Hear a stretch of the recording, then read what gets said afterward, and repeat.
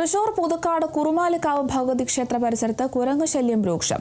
ആക്രമണത്തിൽ നിന്നും രക്ഷപ്പെട്ടോടിയ ദേവസ്വം സെക്യൂരിറ്റി ജീവനക്കാരൻ വീണ് പരിക്കേറ്റു.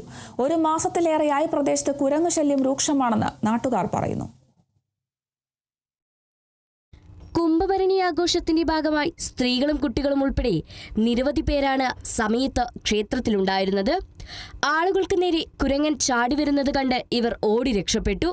1 മണിക്കൂറോളം ശല്യം ചെയ്ത കുരങ്ങൻ ദേശീയപാതയോരത്തേക്ക് നീങ്ങി. ഇതിനിടെ ക്ഷേത്രം ഉപദേശക സമിതി ഭാരവാഹികളുടെ നേതൃത്വത്തിൽ കുരങ്ങനെ തുരത്താൻ ശ്രമിച്ചെങ്കിലും ഫലമുണ്ടായില്ല. പുതുക്കാട് നിന്ന് ഫയർ ആൻഡ് റെസ്ക്യൂ അംഗങ്ങൾ സ്ഥലത്തെത്തിയെങ്കിലും കുരങ്ങനെ പിടികൂടാനായില്ല.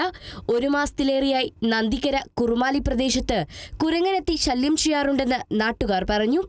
ജനവാസ മേഖലയിൽ നിന്ന് കുരങ്ങനെ പിടികൂടി കാട്ടിലേക്ക് മാറ്റാൻ വനം വകുപ്പ് അധികൃതർ നടപടിയെടുക്കണമെന്നാണ് നാട്ടുകാരുടെ ആവശ്യം. Kerala vision news, Thrissur.